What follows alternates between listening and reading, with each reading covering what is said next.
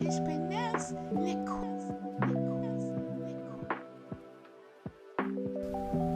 top of the motherfucking rainbow, you all. This is your host of Queer of Topics of Cancer, where we talk about queer subjects all the queer time. Why? Because we need to. My views, thoughts, and opinions is through the views of the Cancerian in today's world and society, as we should. Today's topic, the flow of inspiration. How does your river flow? There's a thought for you. What is the difference between loving deeply or deeply loving someone and unconditional love? I ponder the thought and say, true love is a feeling, sometimes fleeting, whereas unconditional love is an active choice to continue loving with no expectations or rewards. Just by saying that, I already know where I lie. And I just want you to ponder upon that thought and see where you lie. Where does your river flow? And is it connecting with yourself, your life partner, or whomever you have in that sanction of your life? You see, people can have everything in the world, yet still they are not happy. They're still searching for more. Why is it that, my guess is that they're still looking for outer happiness instead of the happiness that lies within. Some people will search the ends of the universe for something that only lies within.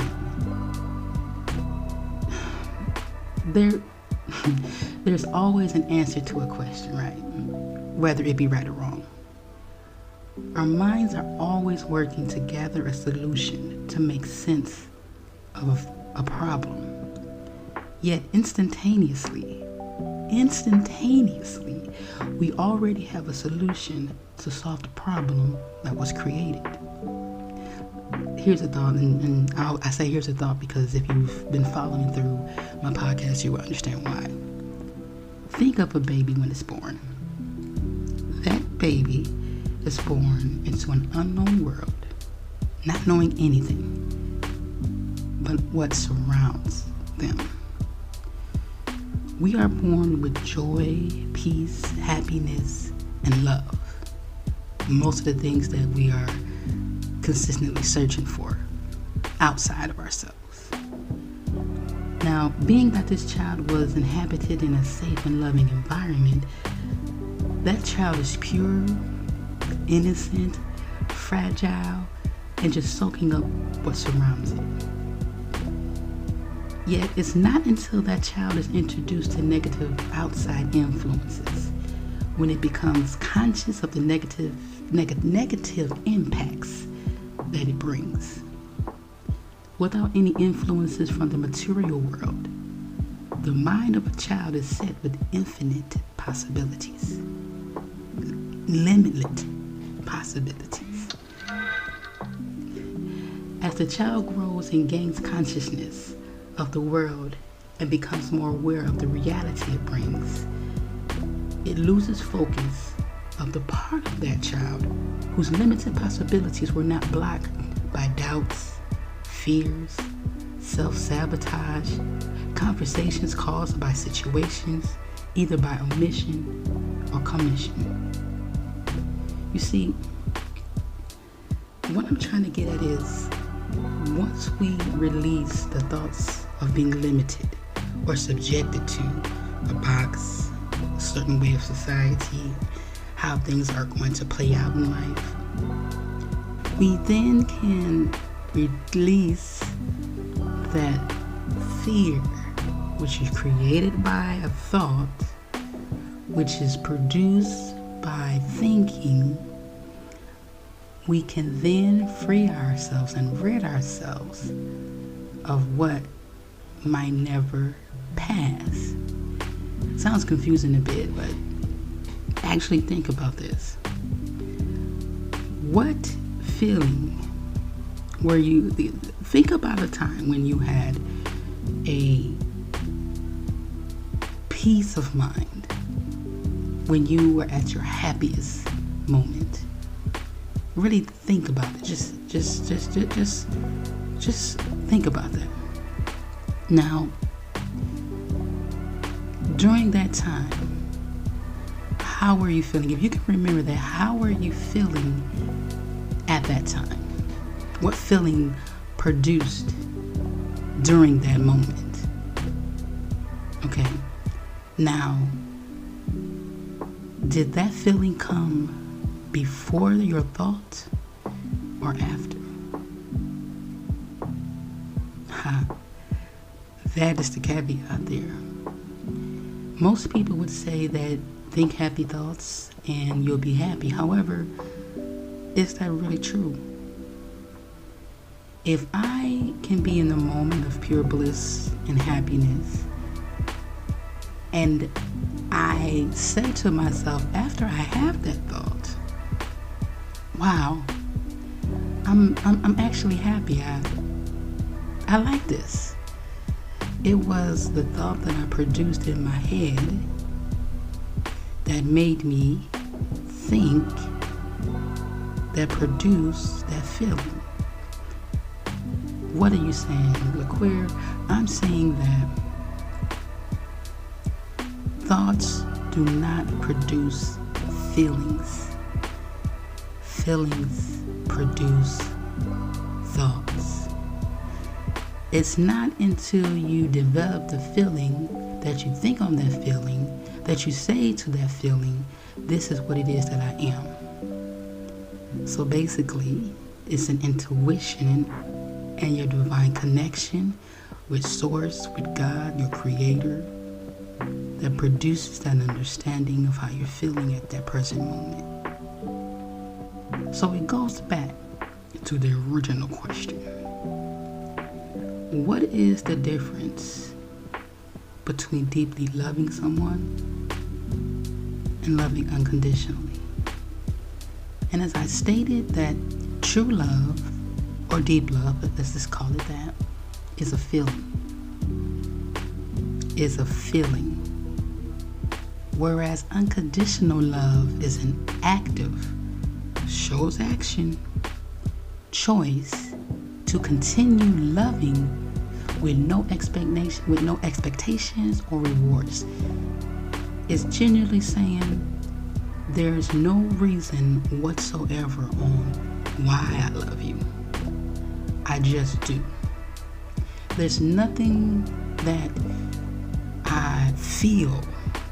There's nothing, no amounts of anything. It just flows naturally. It's similar to the same love that was given by God to us. We don't know why. He just does. So if that is the case, can we do the same? Or are we blinded by the facts of past choices and decisions, mistakes, habits that we created by our own self because of this thinking? Or are we afraid? But I ask you this again. If that is true, where does all this stem from? Where does all this come from? It goes back to the beginning. It goes back to your processing of thoughts. It goes back to the flow of inspiration and how your river flows. See, for a long time, I thought that love generally was shown And I have to show it. I have to do something to keep something. So check this out. If love unconditional is choosing to continue to love with no expectations or rewards, and by me trying to say buy someone's love, affection, time, and attention, was I actively working in unconditional love, or was it just love? Was it just a feeling? Was it just a feeling of a thought that I felt, which made me happy at that present time, that I was searching for, when really the only thing that I needed to do was look within to have true, pure understanding that unconditional love starts with self. Unconditional love starts with understanding, knowing, being who you are. Unconditional love is saying, you know what, if I do choose to share my unconditional love with someone and they're unable to reciprocate it, understand, or even create it, I love enough to say, okay. I love enough to say I can walk away. I love enough to say, you know what, I'm not going to let this alter my thoughts, my thinking, my feeling, my mind, my process. I am not going to allow it to block my flow of inspiration. And in the society that we live today, where love is scrutinized and it's shamed, manipulated, I really believe that we should actually give love a chance to produce into unconditional love. But before we love unconditionally, we have to love truly. We have to have a feeling. And in order for you to feel, you have to be alive. In order for you to be alive, you have to feed. You have to grow. You have to water it. So, in the beginning when I asked, what is the difference between deeply loving someone and unconditional love? Has your mindset changed? Has your answer developed differently than what you thought initially in the beginning? How were you feeling when you came to the understanding and the context clues presented itself? You see, if we take more time in focusing on our thoughts, thinking about what we're thinking about, the answer lies within. And sometimes, again, what you're searching for is already there. Now, the one thing that I do have to say is this, that unconditions, loving something or doing something without conditions, may be the flow that's being blocked due to past situations, circumstances. Sometimes we speak and give answers to our own self when we think that we're speaking and giving answers to others. I mean, let's face it. Dating, relationships is tough, it's hard, it's work. To unconditionally give someone undying attention, love, positivity, it takes a lot out of you. However, it's something that you choose to do. It's your free will to do so. So I'm just here to tell you, if you love and you love unconditionally, remember, it's your choice to do so. It's your choice to look at someone and say, I love you regardless, no matter what. It means without spot, wrinkle, blameless. It means that I love your beautiful smile, and if your teeth fall out, I'm still gonna love you. It means I love your full set of hair, and now you got a receding hairline, I'm still gonna love you. It means you was a size 2 when I met you, and now you a size 12, I'm still gonna love you.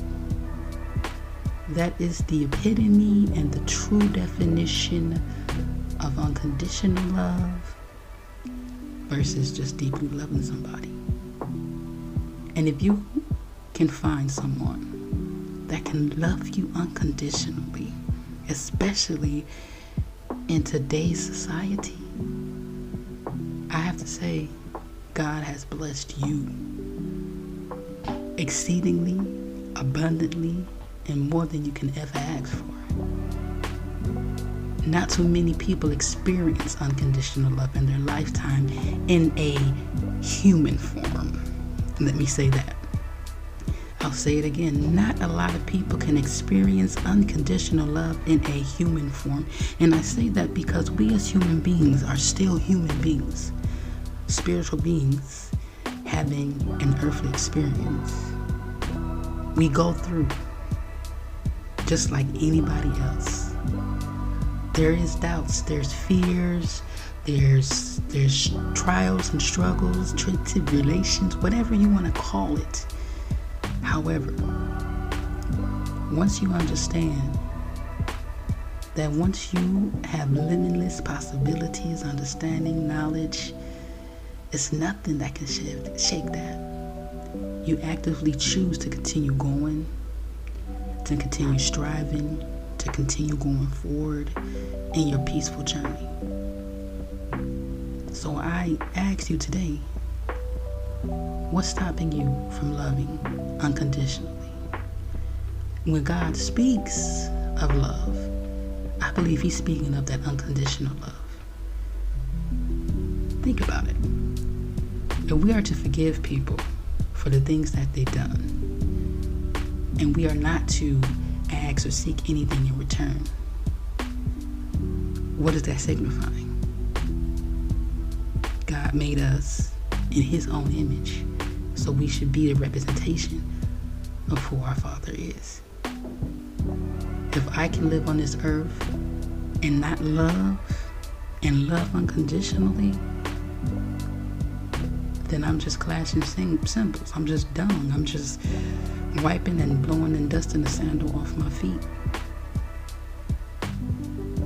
I want to be the epitome of who my Father is. And whomever it is that you choose. Once you find that still peace, once you are sitting in that thought process, once you have that profound understanding truly what unconditional love is, that flow of inspiration will continue to flow. Well, I am the queer, and you have tuned into the podcast Topics of Cancer, where we talk about queer topics of the queer time. Why? Because we need to. I do thank you for tuning in, my dear listeners. And just know and say this to yourself: I love you. You love you. We love you. And remember, be true, be you, unapologetically and unconditionally at that part. Until next time, all is well.